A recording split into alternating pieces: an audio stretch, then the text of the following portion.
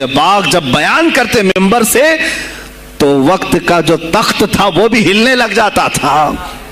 خلیفہ مستنجد باللہ اس زمانے کا خلیفہ ہے اور تنگ آ گیا غوث پاک کے پاس. جب وہ بیان کرتے اور ان کی عیاشیاں کھول کھول کر کے ذکر کرتے تو لوگوں میں اب احساس جاگنے لگا کوئی تو اللہ والا آیا ہے جو نظام خداوندی قائم کرنے کی بات کر رہا ہے, نظام مصطفیٰ قائم کرنے کی بات کر رہا ہے. بغداد کی یہ حالات جب ہونے لگے میرے عزیزو, سلطان الاولیاء غوث پاک کی ہی شہ پر جانتے ہیں صلاح الدین ایوبی جیسا ایک مرد مجاہد پیدا ہوا ہے. یہ آپ کی تحریک تھی, غوث پاک کی تحریک تھی کہ جب بازنطینی عیسائیوں سے آپ نے اپنی پوری امت کو آگاہ کیا کہ تم سو رہے ہو, تم اپنی عیاشیوں میں ہو, تم اپنے نشے میں ہو, تمہارا دشمن تاک میں لگا ہے, گھات لگا کر کے بیٹھا ہے. اور ہوا بھی یہی کہ غوث پاک کے وصال کے صرف 10 سال بعد صلیبیوں نے حملہ شروع کر دیا بغداد پر, مصر پر, ترکی پر, ہر جگہ.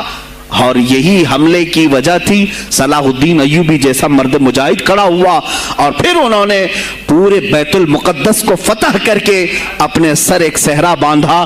آج تک امت اس کے احسان کو یاد کرتی ہے. میرے عزیزو, غوث پاک کے زمانے کے ہیں صلاح الدین ایوبی. اتنا ہی نہیں, آپ ہی کی تحریک تھی, غوث پاک کی تحریک تھی کہ تم جوانوں کو تیار کرو, تمہاری زندگی عیاشی کے لیے نہیں, اللہ کا نظام قائم کرنے کے لیے ہے. تم اللہ کا نظام قائم کرنے کے لیے آئے ہو دنیا میں, کیونکہ اللہ نے تمہیں خلیفۃ اللہ کہا ہے. اللہ کے تم خلیفہ ہو, تم نائب ہو اللہ کے. تم یہاں پر اپنی موج مستی کے لیے نہیں آئے.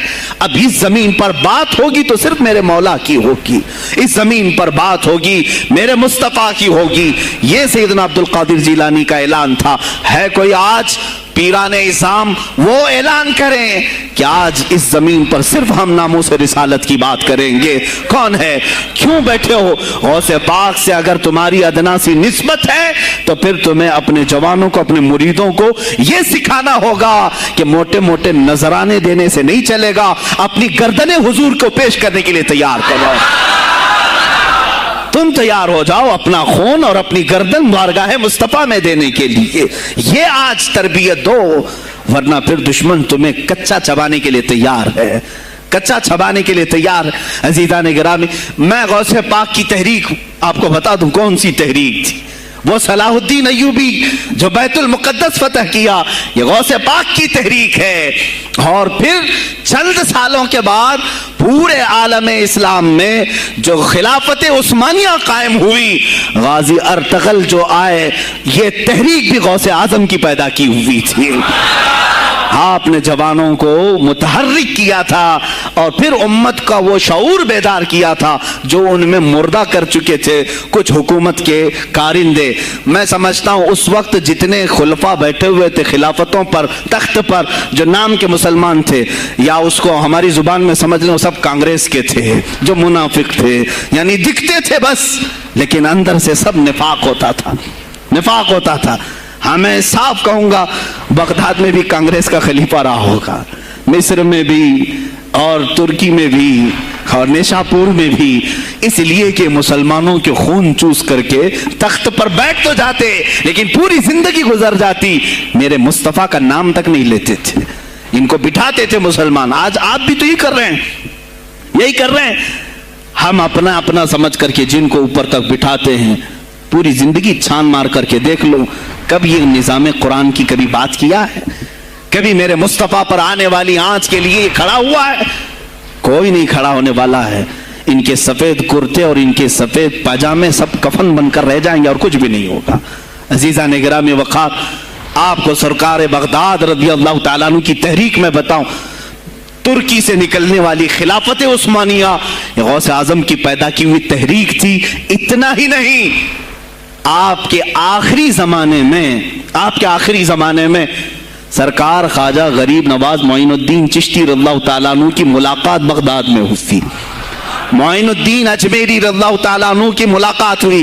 तारीख दान ने लिखा, आज मैंने पहली मर्तबा इसको पढ़ा और आपके सामने पहली बार बता रहा हूँ।